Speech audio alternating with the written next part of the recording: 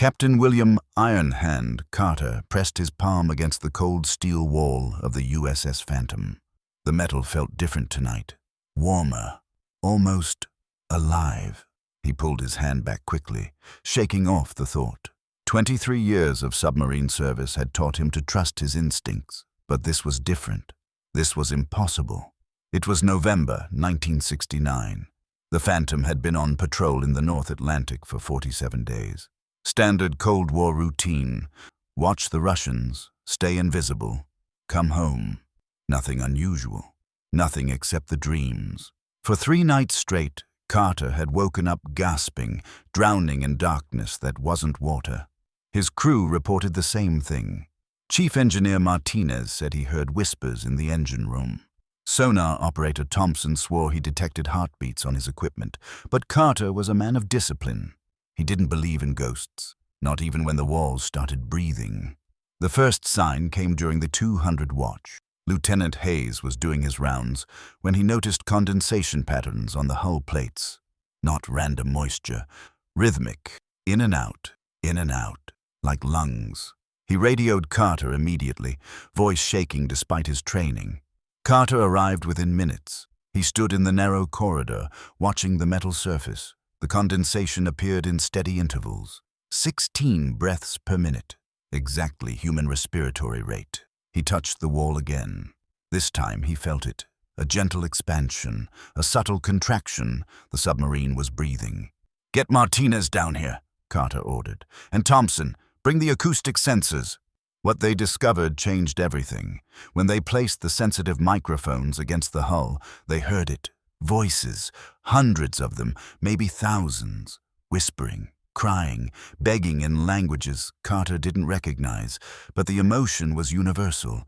Terror, desperation, and one word repeated over and over in broken English. "Release." Thompson's face went pale as he adjusted the frequency filters. "Captain, these sounds, they're not coming from outside the hull. They're coming from inside the metal itself." Carter felt his training, his rationality, his entire worldview cracking like pressure-stressed steel. He ordered a full diagnostic. The Phantom had been commissioned in 1965, built at the Portsmouth Naval Shipyard. Standard construction. American steel. Or was it? Martinez disappeared into the archives, digging through construction records while the voices grew louder. The breathing intensified. Some crew members reported seeing shadows moving across the walls.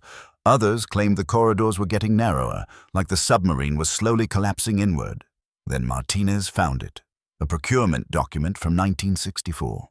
Due to steel shortages during peak Cold War production, the Navy had authorized the use of salvaged metal. The Phantom's hull plates had been smelted from the remains of multiple decommissioned vessels. Most were military ships, but one wasn't. The HMS Mercy, a British merchant vessel built in 1768, used for triangular trade between 1768 and 1788. The document didn't elaborate, but Carter knew what that meant. The slave trade. The Mercy had transported over 8,000 enslaved people from West Africa to the Americas. The conditions were documented as exceptionally brutal, even by the horrific standards of that era. 30% mortality rate during crossings. In 1788, the Mercy sank during a storm off the coast of Newfoundland. All hands lost, including 214 enslaved people still chained in the hold. Their bodies were never recovered. The ship sat on the ocean floor for 174 years until a salvage operation in 1962 brought up the metal. That metal was processed, refined, and used to build submarines, including the USS Phantom. Carter stood in the records room, document trembling in his hands. The voices in the walls suddenly made terrible sense. The metal remembered. Somehow, impossibly, the atoms that had once formed chains and hull plates and prison bars still carried the screams of the dead. "Captain!" Thompson's voice crackled over the intercom. "You need to hear this." Carter rushed to the sonar room. Thompson had isolated one of the voices, cleaned up the audio, run it through translation software. The voice was speaking in what linguists later identified as an 18th century West African dialect, but the message was clear. "We are still here, still chained, still drowning. You sail in our tomb. Release us. Release us! Release us! The breathing intensified. The Phantom's hull plates began to glow faintly in the darkness. Not with heat, but with something else. Something that made Carter's skin crawl. The temperature dropped 15 degrees in 10 minutes. Frost formed on the interior walls, despite being 300 feet underwater. But here's where it gets worse. The voices started predicting things. Thompson recorded them saying, "Fire in engine 3, 30 seconds before a fuel line ruptured. They whispered, "Breach in torpedo room," 2 minutes before a seal failed. They knew the submarine. They knew the crew. They knew everything because they were the submarine. Carter faced an impossible decision. His orders were to maintain patrol for another 2 weeks, but his crew was deteriorating. 3 men were in medical bay with hypothermia despite normal ambient temperature. 5 reported hallucinations of drowning. Martinez found scratch marks on the inside of the hull, as if something was trying to claw its way out of the metal itself. The Navy didn't believe in ghosts. Carter would be court-martialed for abandoning patrol on supernatural grounds. His career would be over. But the voices were getting louder. The breathing was becoming violent, heaving gasps that made the entire submarine shudder. Then the walls started weeping. Not condensation. Blood. Rust-colored liquid seeping through microscopic fissures in the steel. Lab analysis showed it contained iron oxide, salt water, and something else. Organic compounds. Hemoglobin traces. Impossible, but there it was. Carter made his choice. But the Navy didn't make it easy. When he radioed headquarters requesting emergency return to port, the response came from Admiral Thornton himself. A voice Carter knew too well. Cold. Calculating, the same voice that had questioned Carter's judgment during the '64 incident off the Cuban coast. "Phantom, your request is denied. You will maintain patrol schedule. Structural concerns will be evaluated upon scheduled return." Thornton out. Carter stared at the radio. His crew stared at him. The walls continued breathing. The voices grew louder, scenting his desperation. Martinez spoke first, his voice barely a whisper. "Captain, we can't stay down here. The men, they're breaking." And they were. Petty Officer Richardson had been found in the torpedo room that morning, trying to open the external hatch. At 300 feet depth, he kept saying he needed to let them out. 2 sailors had to physically restrain him. He was now sedated in medical bay, mumbling in his sleep about chains and darkness and water filling his lungs. Seaman First Class Parker reported seeing children in the corridors, small faces pressed against the metal from the inside, watching him with dead eyes. Dr. Morrison, the ship's physician, couldn't explain the hypothermia cases. Men were freezing in 70-degree temperature. Their lips turned blue. Their fingers went numb, as if they were drowning in ice-cold ocean water from 2 centuries ago. But what terrified Carter most was the change in the breathing pattern. It was no longer steady. It was labored, desperate, like someone suffocating. And the voices had shifted from pleading to something else. Anger. The temperature continued to drop. The blood rust flow increased. Strange symbols began appearing on the walls, written in the rust. Thompson photographed them. Later analysis would identify them as Adinkra symbols from West African cultures. One symbol repeated everywhere. Sankofa. Go back and fetch it. Return to the past to move forward. Carter called an emergency meeting with his senior officers. 7 men crammed into the tiny wardroom. He laid out the situation with brutal honesty. The supernatural events, the historical connection, the crew's deteriorating mental state, and the Admiral's refusal to grant early return. "So what do we do, Captain?" Hayes asked. "We can't disobey direct orders, can't we?" Lieutenant Commander Pierce spoke up. He was the oldest officer aboard besides Carter. Vietnam veteran, 3 Purple Hearts. He looked at Carter with understanding.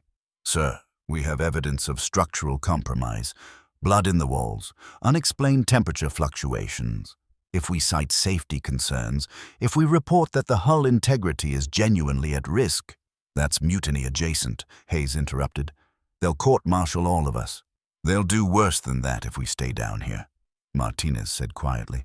"I've been monitoring the stress fractures. They're growing, not from external pressure, from inside, like something is trying to break out of the metal itself. By my calculations, we have maybe 72 hours before we have an actual structural failure." Carter looked at each man.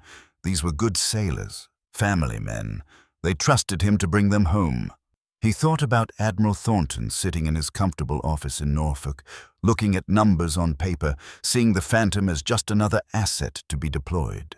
Thornton hadn't heard the voices, hadn't felt the walls breathe, hadn't watched his crew slowly lose their minds to ghosts embedded in steel. "Gentlemen," Carter said slowly, "I'm going to make a decision.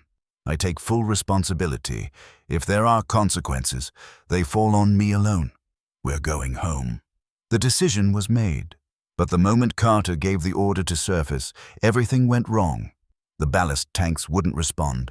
The diving planes locked. It was as if the Phantom itself refused to leave. The voices erupted into screaming. Every speaker on the ship blared with the sound of hundreds of people drowning. The lights flickered. The temperature plummeted to 40 degrees in seconds. And then Carter understood. They didn't just want to be heard. They wanted to be freed. But how do you free souls trapped in metal? How do you release ghosts from their atomic prison? Thompson had an idea. Desperate, impossible, but maybe the only option. He'd been researching acoustic frequencies. Certain sound waves could cause metal fatigue, resonate at specific frequencies, and you could literally shake apart molecular bonds. If they could generate the right frequency, if they could vibrate the hull plates at just the right resonance. "You want to deliberately break the submarine apart?" Hayes looked at Thompson like he'd lost his mind. "Not break, release. Let the metal remember it was once something else, something free." It was insane. It could kill them all.